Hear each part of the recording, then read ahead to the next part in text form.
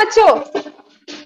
Good morning ma'am. अभी हम लोग वसंत पाठ 16 पढ़ेंगे।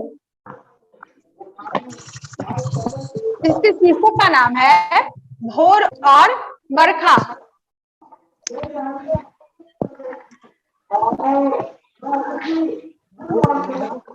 इस पाठ में हम लोग श्री कृष्ण जी के विषय में पढ़ेंगे। श्री कृष्ण जी की परम के विषय में यहाँ पे कहा गया है। मीरा जो थी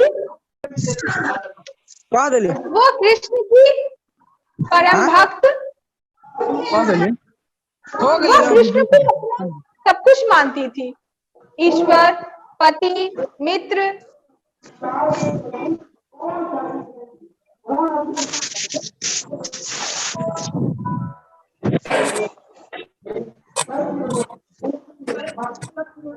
तो आइए हम लोग पहले बड़का मोबाइल हमारे दिन भर में इसको करना देखती है।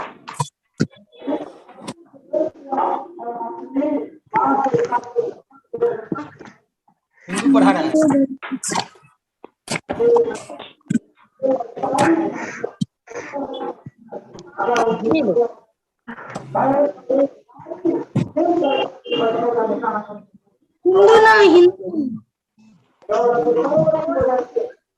आठ नंबर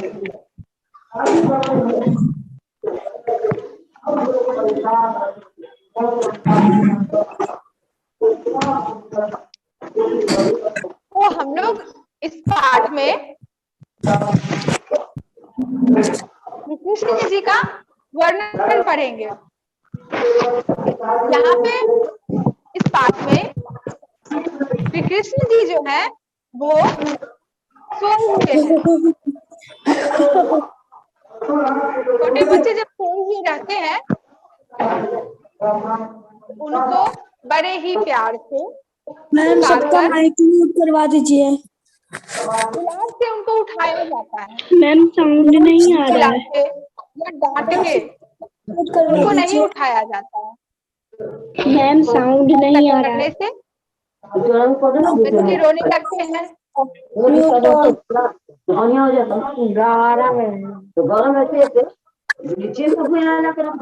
नेट आ रहा था, उसको बोले थे सर को बंद कर दीजिए। वो बच्चा सब को नहीं, अनम्यूट नहीं है, म्यूट किए हुए हैं। वो तो सर, अच्छा नहीं पता, सर ही करके गया था, अभी कुछ नहीं किया। नहीं चैट बंद करवाए हैं, कर दिए हैं सर बंद। हाँ अनम्यूट था, नहीं पता था।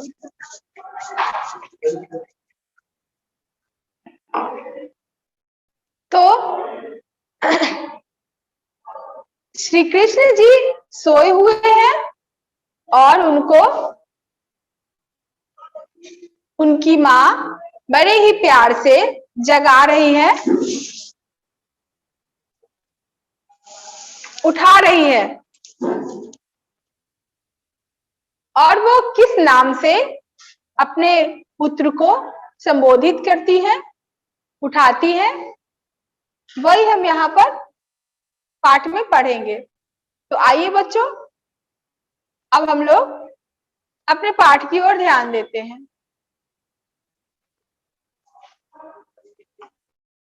यहाँ पे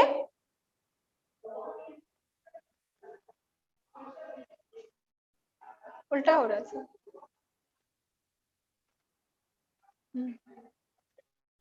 यहाँ पे यशोदा कहती है अपने प्रिय पुत्र को, प्यारे पुत्र को, कि जागो बंसी वाले ललना। अब देखिए बंसी वाले ललना कौन है?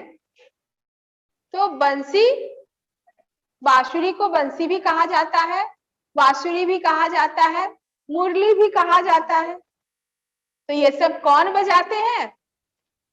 तो श्री कृष्ण जी बजाते हैं। तो यशोदा जी अपने पुत्र को बड़े ही प्यार से पुचकार कर उठाती है और कहती है कि जागो मेरे बंसी वाले ललना। ललना मतलब बेटा को ललना कहा जाता है, लाल ललना। तो वो यशोदा अपने पुत्र को प्रेम से पुचकार के कहती है कि जागो मेरे बंसी बजाने वाले ललना, जागो मोरे प्यारे, मेरे प्यारे पुत्र अब जग जाओ, उठ जाओ। रजनी बीती, रजनी रात को कहा जाता है। रजनी रात का पर्यायवाची शब्द है। रात्रि, रात, रजनी, निशा सब पर्यायवाची शब्द हैं। तो माँ कह रही है कि रात जो है वह बीत चुकी है, भोर भयो। और रात बीतने के बाद क्या आती है? तो भोर आती है, सुबह, भोर। तो माँ कह रही है कि रात जो है, रात्रि बीत चुकी है, अब भोर आ गई है। और भोर में क्या होता है? तो घर घर की किवाड़ें खुल रही है। किवाड़ मतलब दरवाजा होता है। तो हर घर के किवाड़ जो है वो खुल रहे हैं। गोपी दही मथत, मथत, मथत मतलब मंथन होता है, किसी चीज को ऐसे मंथन करना, गोल गोल घुमाना, मतना। आप लोगों ने मिक्सी के जार को देखा है? जब मिक्सी स्टार्ट होती है, मतलब जार में कोई सामान डाल के उसका स्विच हम लोग ऑन करते हैं, तो मिक्सी गोल गोल घूमती है, उसको मथना कहते हैं। मिक्सी क्या करती है? गोल गोल घुमाती है, मथती है उसको। तो मथने का मतलब होता है गोल गोल घुमाने से होता क्या है कि जो हल्के, जैसे मक्खन हल्के हो जाते हैं तो वो ऊपर आ जाते हैं, और उसका छाछ भारी रहता है तो वो नीचे हो जाता है। तो इस प्रक्रिया, पहले के जमाने में मिक्सी नहीं होते थे, तो बर्तन में मक्खन को डाल के और उसको एक लकड़ी का ऐसे डाल के उसको जोर जोर से रस्सी पकड़ के खींचा जाता था। और इससे क्या होता था कि वो इतना गोल गोल मंथन होता था, मथा जाता था। समुद्र मंथन आप लोगों ने देखा होगा टीवी पे। बहुत सारे जो हमारी पौराणिक जो मतलब कहानियों में आप लोगों ने सुना होगा, समुद्र मंथन हुआ था। तो उसमें आप लोगों ने देखा होगा, एक तरफ देव रहते हैं, दूसरी तरफ दानव रहते हैं, और ऐसे पकड़ के एक इधर खींचते हैं, एक उधर खींचते हैं। उसको मंथन कहा जाता है, मथना। तो यहाँ पे उनकी माँ कह रही है कि गोपी जो है वह क्या कर रही है? दही को मथ रही है। दही के मंथन करने से उसमें से मलाई जो है, क्रीम जो है वो ऊपर आएगी। सुनियत है कंगना के झनकारे। और जब गोल गोल हम अपने हाथ को ऐसे आगे पीछे चलाएंगे तो गोपियों के हाथ में कंगन जो है, कंगन, चूड़ी, उसके झनकारे का अर्थ होता है उसकी खनक की आवाज, टकराने, कंगन और चूड़ी के टकराने से जो आवाज उत्पन्न होती है उसको झनकार कहा जाता है।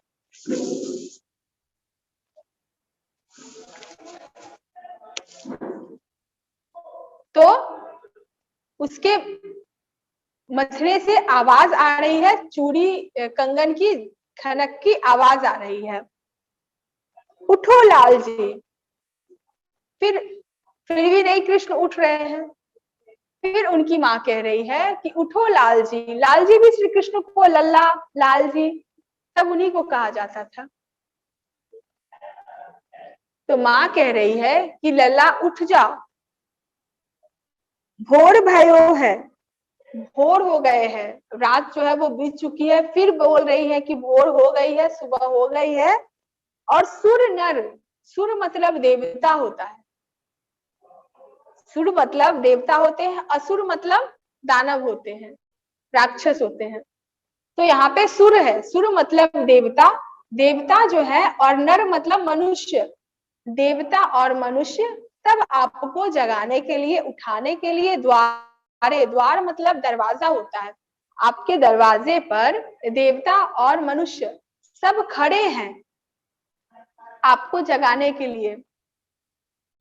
आप जगिएगा तो ये सब आपका इंतजार कर रहे हैं, आपकी राह देख रहे हैं। ग्वाल बाल, ग्वाल मतलब ग्वाला होता है, तो श्री कृष्ण का पालन पोषण ऐसे थे तो ये क्षत्रिय।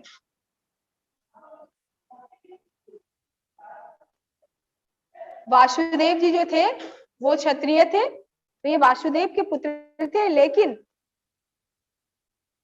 इनका पालन पोषण नंद बाबा के घर में हुआ था, यशोदा और नंद जी के घर में। ये ग्वाले थे, तो इनको भी ग्वाला ही बहुत सारे लोग कहते हैं, जो नहीं जानते हैं वो।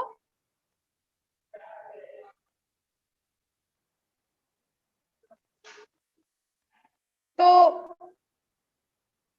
कह रही है उनकी माँ कि ग्वाल बाल, ग्वाले के बच्चे सब क्या कर रहे हैं? कुलाहल, कुलाहल का मतलब होता है शोर, हल्ला। छोटे छोटे बच्चे सुबह होने पर चिल्लाते हैं, रोते हैं, किसी को भूख लगी होती है, किसी को प्यास लगी होती है, किसी को कुछ चाहिए, तो सुबह होते ही बच्चे जो है वो शुरू हो जाते हैं रोने में। रात भर के सोकर जब वो उठते हैं तो उनको अनेकों परेशानियां होती है और वो रोते हैं।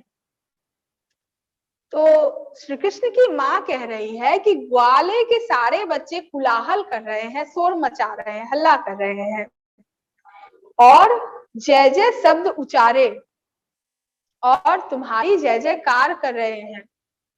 कृष्ण को सारे बच्चे, क्योंकि अभी कृष्ण भी बच्चे ही हैं, तो इनके सारे साथी इनको बहुत मानते थे, इनकी जय जयकार करते थे, क्योंकि इनकी लीलाएं तो बाल अवस्था से ही दिख रही थी। चाहे वो पुतना का मतलब वध हो, या फिर इस तरह से अनेकों राक्षस आते थे, बचपन से ही इनको मारने के लिए कंस भेजा करते थे। और श्री कृष्ण जी बाल अवस्था से ही अपनी शक्तियों का प्रयोग करते थे और सभी का संहार कर देते थे, सबको मार देते थे। तो सभी इनके दोस्त, सारे ग्वाले सब जानते थे कि कृष्ण कोई साधारण बालक नहीं है, ये अद्भुत बालक है, इसकी क्षमताएं सबसे अलग है। तो इनकी माँ कह रही है कि सब जो है वो तुम्हारी जय जयकार शब्द का उच्चारण कर रही है, तुम्हें उठा रही है तुम्हारी जय जयकार करके। माखन रोटी हाथ महलीनी गौवन के रखवाले, और जो गाय की रखवाली करने वाले चरवाहे जो होते हैं, जो गाय चराने जाते हैं, वो सब हाथ में माखन और रोटी लेकर अपने अपने काम पर सब निकल रहे हैं, गाय को लेकर सब जा रहे हैं। तुमको भी गाय लेकर जाना होता है, तो लल्ला तुम कब जाओगे? उठोगे नहीं तो अपने काम पे कब जाओगे? उठो।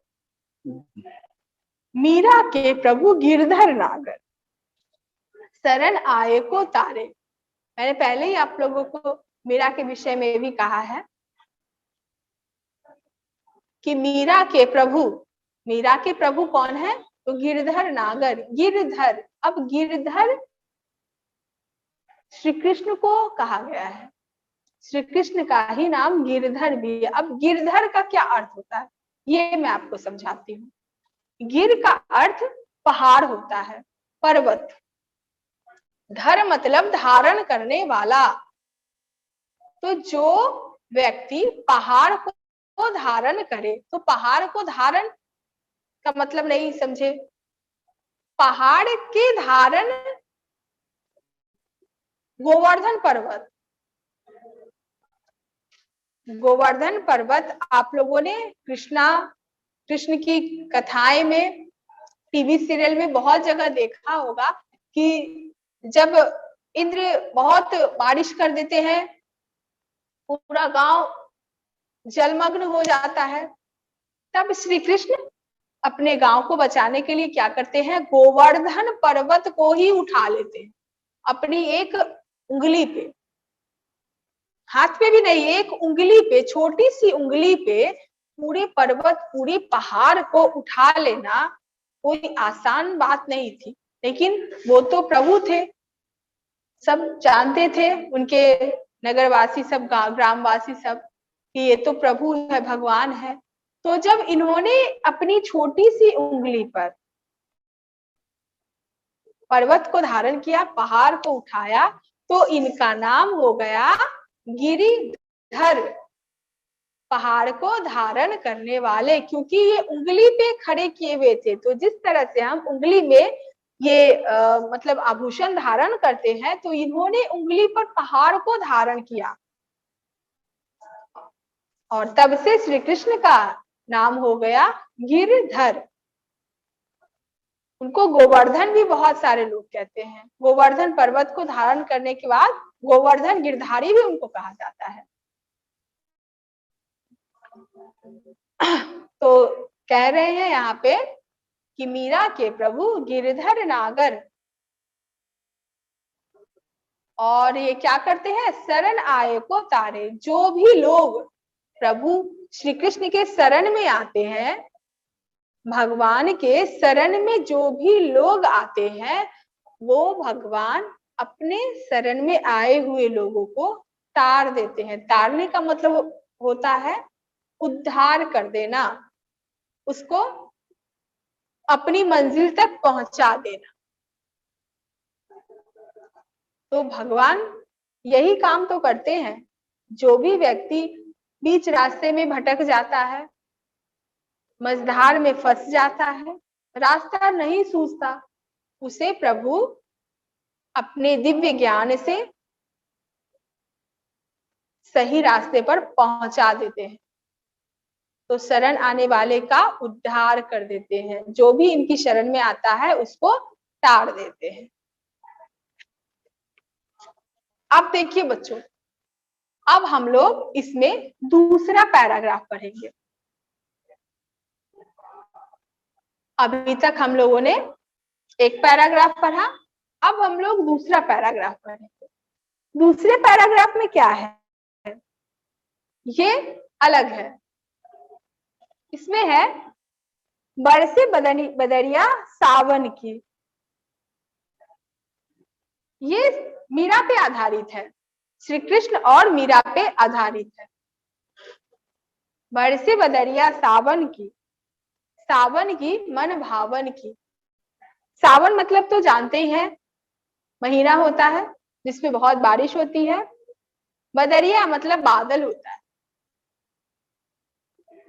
तो सावन में बादल बरसते हैं और कैसा लगता है, मन भावन। मन भावन, मन को भाने वाला, जो हमारे मन को अच्छा लगे उसे मन भावन कहा जाता है।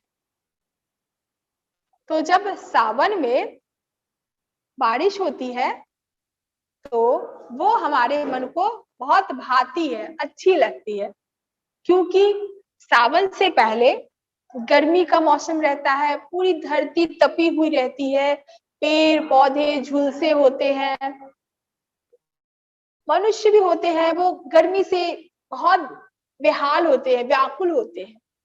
तो जब सावन में बूंदें पड़ती है तो सावन में ऐसे गर्मी लगती रहती है।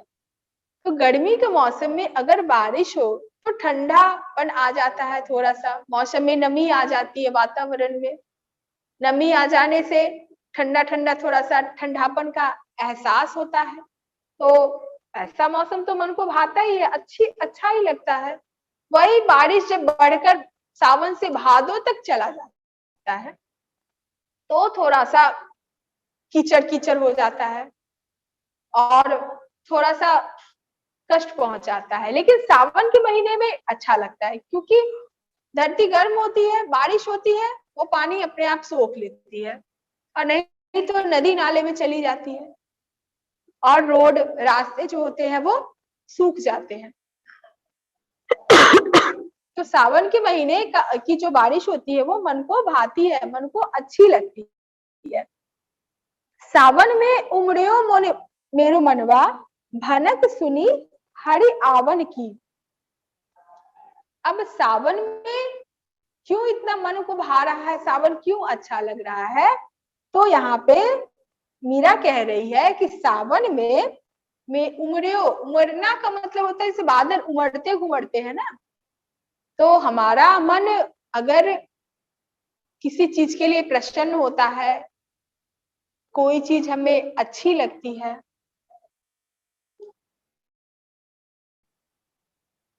तो हमारा मन खुशी से उमड़ने घुमड़ने लगता है, मतलब ऐसे उछलने लगता है, उसी को उमड़ना कहते हैं। तो सावन में मीरा जो है इसके मन उमड़ रहे हैं। अब क्यों खुशी से उमड़ रहे हैं? क्योंकि भनक सुनी हरि आवन की। भनक मतलब होता है कि दूर से ही किसी के कानों, मतलब कोई बात का तुम्हें अंदाजा लग जाए कि हाँ ये बात होने वाली है, या फिर किसी के दूसरे के कानों से सुन लो कि ये बात होने वाली है, कोई आने वाला है, कोई जाने वाला है, तो उसी को भनक कहते हैं, किसी चीज का अंदाजा लग जाना। तो मीरा को भनक लग गई है किस चीज की? हरि आवन की। हरि, श्री कृष्ण को हरि भी कहा जाता है। तो श्री कृष्ण के आने की खबर मीरा को भनक लग चुकी है, इसलिए उसका मन जो है वो उमड़ रहा है, घूमर रहा है, मतलब खुशी से बावली हो रही है, बहुत उसका मन उछल रहा है। उमर घुमर चहुदिश से आए।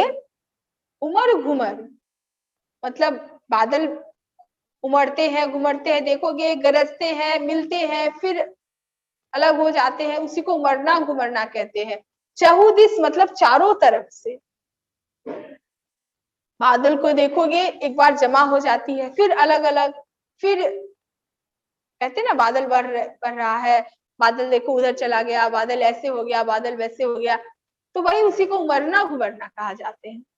तो मीरा कह रही है कि उमड़ घुमड़ के चारों दिशों से बादल जो आ रही है, तो वो दामिनी दम के झर लावन की।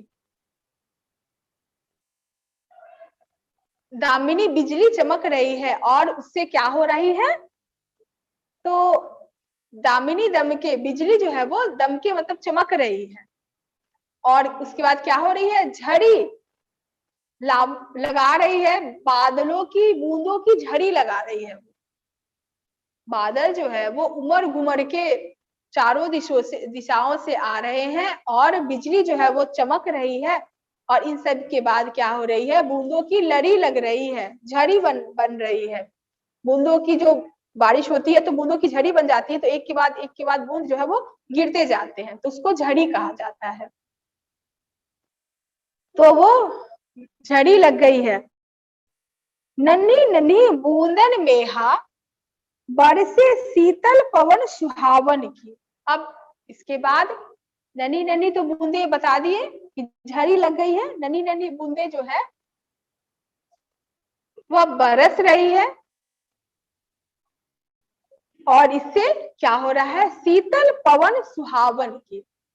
जब सावन में जब बारिश होने लगती है, तो पवन, हवा जो होती है वह शीतल हो जाती है, ठंडी हो जाती है। बारिश के बाद जो हवा चलती है वो ठंडी ठंडी हवाएं चलती है, जो शीतल लगती है, अच्छी लगती है, मन को भी पसंद आती है, शरीर को भी ठंडापन लगता है, वातावरण भी अच्छा हो जाता है। तो वही कह रही है मीरा कि नन्ही नन्ही बूंदन मेहा बरसे, नन्ही नन्ही बूंदों से जब मेघ बरस रहे हैं, तो शीतल पवन जो है, हवा जो है वो शीतल ठंडी हवा बह रही है, जो सुहानी लग रही है, बहुत अच्छी लग रही है, मन को बहुत, वो हवाएं जो है वो मन को बहुत प्रसन्न कर रही है, अच्छी लग रही है। मीरा के प्रभु गिरधर नागर, आनंद मंगल गावन की। ये लाइन हम लोग पहले वाले पैराग्राफ में भी पढ़ रहे हैं। मीरा के प्रभु गिरधर नागर। मीरा प्रभु गिरधर नागर को अपना मानती थी। वो कहती थी कि मेरे तो गिरधर गोपाल दूसरों न कोई। वो भगवान को अपना मानती थी। एक बार बचपन में मीरा की दादी माँ जो थी वो वृंदावन जाती है। वृंदावन से एक छोटा सा श्री कृष्ण की मूर्ति लाती है। तो जब बच्चे देखते हैं कि जब उनके दादा दादी कहीं बाहर से आते हैं तो बच्चे दौड़ कर जाते हैं, हमारे लिए क्या लाई हो, हमारे लिए क्या लाई हो। मीरा भी जाती है। मीरा की दादी उसको वो मूर्ति दे देती है। वो अपनी दादी को परेशान करती है कि दादी मेरे लिए क्या लाई हो। तो मीरा की दादी मीरा को मूर्ति दे देती है। बहुत ही सुंदर सा कृष्ण का इतना मूर्ति रहता है। मीरा पूछती है कि ये कौन है, क्या है, क्या है ये दादी माँ, कौन है ये। तो उसकी दादी माँ बस ऐसे कह देती है कि तुम्हारा पति है, जाओ इसके साथ खेलो। ये बचपन की घटना थी। मीरा बहुत छोटी थी उस समय में, लेकिन मीरा के मन में ये बात बैठ गई। अब मीरा उस मूर्ति को ले जाकर उसके साथ खेलती, उसको सुलाती, उसको खिलाती, अपना सारा समय जो होता मूर्ति के पास ही बिताती थी। धीरे धीरे मीरा बड़ी होने लगी। मूर्ति तो बड़ी नहीं हुई, लेकिन हाँ, मीरा के मन के भाव जो थे, भावना जो थी, वो बड़ी होने लगी। मीरा को लग रहा था कि अब ये मेरे पति हैं और मुझे इनकी सेवा करनी है। प्रतिदिन हर समय वह उन्हीं के भजन गाती, उन्हीं के गीत गाती, उन्हीं के बारे में सोचती, उन्हीं के पास बैठती, खेलती, खाती, हर काम वो उनके साथ ही करती थी। जब बड़ी होती है तो उनका विवाह हो जाता है। जब वो ससुराल जाती है तो भी मूर्ति को लेकर ही जाती। उनके पति जब ये देखते हैं बड़े क्रोधित हो जाते हैं। मीरा को विष भी दे देते हैं, जहर। लेकिन मीरा उसको भी अमृत, श्री कृष्ण जो थे वो अपने भक्तों पर हमेशा नजर बनाए रखते थे और वो विष का प्याला भी मीरा के लिए अमृत हो जाता है। कुछ नहीं होता है मीरा। तो ऐसी भक्त मीरा थी जिसने प्रभु को देखा तो नहीं था, लेकिन वो हमेशा उनका अनुभव करती थी। हमेशा उसे लगता था कि प्रभु मेरे आसपास ही है और ये मूर्ति जो है वह प्रभु की है। वह उनकी भक्ति में पूर्णतः लीन हो चुकी थी, पूरी तरह से। न सुध न बुध कुछ नहीं रहती थी उसे, न खाने की। घंटों प्रभु के पास में बैठी और गुणगान करती, भगवान का भजन गाती, जोगन बन गई थी वो। सुबह शाम हर समय श्री कृष्ण का गुणगान करना, प्रभु का गुणगान करना। उन्हें अपना पति, अपना देवता, अपना ईश्वर, अपना सर्वस्व मान चुकी थी वो। तो ऐसी भक्त मीरा थी। मीरा ने बहुत सारे कृष्ण के ऊपर भक्ति गीत लिखे हैं।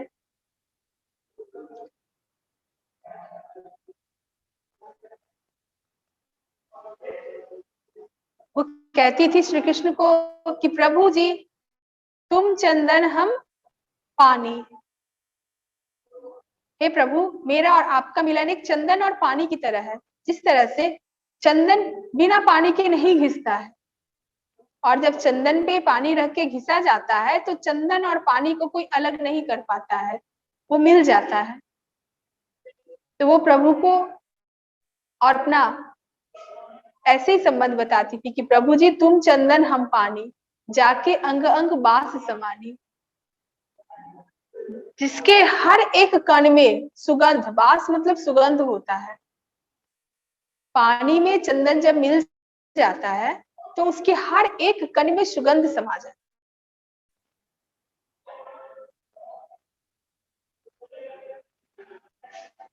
वह प्रभु को मोती और स्वयं को धागा कहती थी।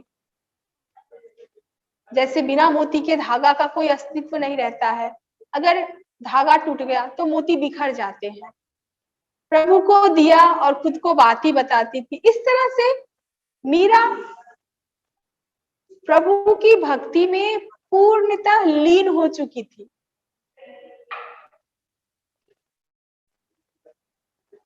तो इस तरह से बच्चों आज हम लोगों ने भोर और बरखा पाठ 16 पूर्ण किया और मैं आशा करूंगी कि आप लोग इसका प्रश्नोत्तर फेयर की कॉपी में कर लेंगे। प्रश्न कठिन नहीं है, बहुत ही आसान है। बंसी वाले ललना मोरे प्यारे लाल जी कहते हुए यशोदा किसे जगाने का प्रयास करती है और वे कौन कौन सी बातें कहती है। बहुत ही आसान है। अभी मैंने आप लोगों को बताया है ये सारे नाम जो है वह श्री कृष्ण के नाम है और वो श्री कृष्ण को कह रही है कि भोर हो गई है, सभी के द्वारे खुल गई है, गोपियां दही मथ रही है, ग्वाले के बच्चे कुलाहल कर रहे हैं और देवता और मनुष्य सब तुम्हारे द्वारे पर खड़े होकर तुमको उठा रहे हैं, जय जयकार कर रहे हैं। ये सारी बातें यशोदा अपने पुत्र लल्ला से कृष्ण से कहती है। नीचे दी गई पंक्ति का आशय अपने शब्दों में लिखिए। जो पंक्ति दी गई है इसको अपने शब्दों में तुम्हें कहा गया है कि इसको अपने शब्दों में लिखना है, यानी इसका भावार्थ लिखना है। माखन रोटी हाथ महलिनी गौवन के रखवार, ये भी मैंने आप लोगों को अभी बताया है इसका अर्थ। तो माखन जो गाय के रखवाले हैं, जो गाय के चरवाहे हैं, चराने जाते हैं गाय को, वो अपने हाथों में रोटी और माखन लेकर तैयार हैं। कहाँ जाने के लिए? गाय को चराने जाने के लिए। तो वे तैयार हैं। ठीक है, ये भी हो गया। अब देखिए आगे, पढ़े हुए पद के आधार पर ब्रज की भोर का वर्णन करना है। ब्रज, श्री कृष्ण जहाँ रहते थे उसको ब्रज कहा जाता था और वहां के रहने वाले को ब्रजवासी, वृंदावन को ब्रज कहा जाता था और वहां के रहने वाले को ब्रजवासी कहा जाता था। तो यहाँ पे पूछा गया है कि वृंदावन में भोर कैसी होती थी। तो यहाँ पे देखिए बच्चों, आपके पहले पैराग्राफ में दिया हुआ है, जब भोर होती है तो घर घर के किवाड़े खुलते हैं, गोपियां दही को मथती है जिससे उनके कंगना की आवाज होती है